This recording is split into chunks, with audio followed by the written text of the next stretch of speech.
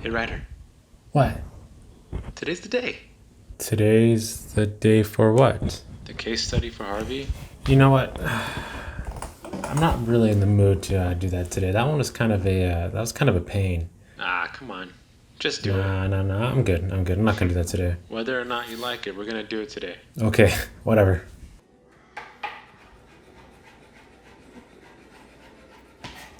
Hey Ryder, what are the specs on the property? All right. So this was a beautiful 6-bedroom, 3.5 bath home. It's about 4,328 square feet and sat on 14,000 square feet of lot. The sellers also put in about $80,000 worth of work before they listed it. Now can I get back to what I was doing? Wait, Ryder, Jesus, Jen. What? how many offers were there? All right, so the sellers received 2 offers when the house was listed at $1,700,000, and then after they reduced the price to $1,647,000, after 50 days they received 3 more offers. You happy now? Can I finish?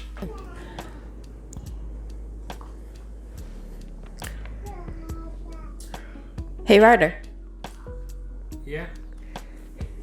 why did the property fall out of escrow 2 times? We're really doing this now? I'm watching Harper. All right. So the property fell out of escrow the first time, actually within 24 hours of an offer being accepted. And their claim was that they felt they offered too much for the amount of work that they needed, which is actually a little funny because they already walked in there 2 or 3 times prior to having an accepted offer. So they knew what the property looked like, and they didn't want to negotiate, period. So my best bet is that they found a property that was better suited for them, and they just went under the guise of having to do too much work. So that was why the first offer fell out. The second offer, however, dragged a little bit, and those potential buyers actually, wasted a little bit of our time. They agreed to the seller's terms and purchase price, and then during the inspection contingency tried to reduce the purchase price back down to the original offer under the guise of repair credits. They stated that the property needed about $50,000 worth of work, and if you recall earlier in the video, I did say that the sellers put in about $82,000 worth of repairs into the property. So highly doubtful that there was actually $50,000 worth of repairs there. So yeah, at the end of the day, those buyers and our sellers just couldn't agree to terms that were beneficial for everyone. So that's why they walked. Now, can I get back to it? 40 to 60 resistance, 85 cadence. Take it out of the saddle. Notice how this goes. Keep your hips back. Oh, you're everywhere today. What the hell? Hey Ryder, What? why did the third offer stick? Why did the third offer stick? Oh my God. So many reasons why the third offer stuck. Real quick, reason number 1 is that the seller and the buyer were actually able to kind of connect one-on-one, and the buyers were able to convey how much they actually loved the property. Big plus for the sellers. Number 2, we were assured their down lake property would sell within about a week. This offer was contingent upon the sale of their down lake property, which, if you don't know, means that the buyers weren't able to buy Harvey way unless they sold their property, the house they were currently living in. Number 3, the other agent was well-versed and experienced and was well-known, so that made the sellers very comfortable at the time. Number 4, the buyers agreed to all the terms set forth by the sellers and were willing to assume the solar financing. There was a non-refundable EMD, and the buyers were able to shorten all their contingencies. So 7-day inspection, 14-day appraisal, 17-day loan. There were issues with all of them, but at the time it was a big perk for the sellers. So that is why the third offer stuck in the seller's mind. And yeah, that's what they were able to do. Can I get back to it now? If that's what you chose. Or you're back at 95. 110 cadence. Hey everyone, welcome back to my channel. I'm Ryder, and as you know, I'm a real estate agent and investor here in Tennessee and in California. And on this channel, we talk about all things side hustles, real estate, and... Hey Ryder. Yes? I'm making a video. Can I wait or no? No. Okay. What's up? Why was this transaction so tough? Phew. All right. So there's a lot that went wrong with this transaction. In particular, the seller and the buyer had a lot of direct communication with each other, and so there were a lot of verbal promises made.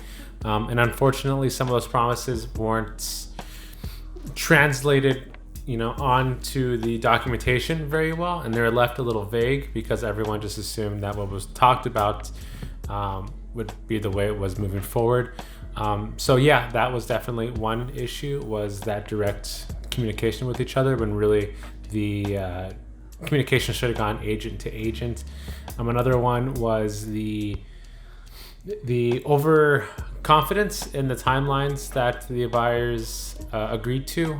There were a lot of missed deadlines on the buyer's side of this transaction, and it wasn't communicated well enough that these things were going to happen. So that left a big gap to be filled.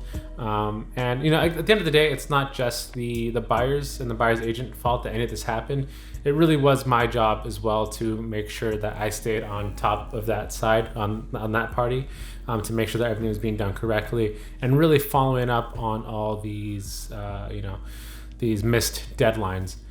So at the end of the day, there's a lot of miscommunication. There was the documentation was being read incorrectly by one of the sides, and yeah, so everyone's emotions just got heightened. There ended up being a lot of arguing. Brokers got involved, and it could have escalated way more. But fortunately, it worked out in the seller's favor just because of the way some of the wording was. So I'm gonna finish the video, okay? Okay. All right. And today we're gonna talk all things Instacart. Hey Ryder. Hey, you're just on a roll today, aren't you? What was the resolution? What was the resolution? There was no real resolution for this. There was actually arguing up until the day before close of escrow. Really what helped was that documentation, which I showed you before. Really that kind of stopped everyone and just held everyone off until the close of escrow. So yeah, escrow had to be extended. The buyers had to wait to get some of their items into the house, and that was the end of that. So, but now everyone's happy. The buyers are happy, sellers are happy, agents are happy.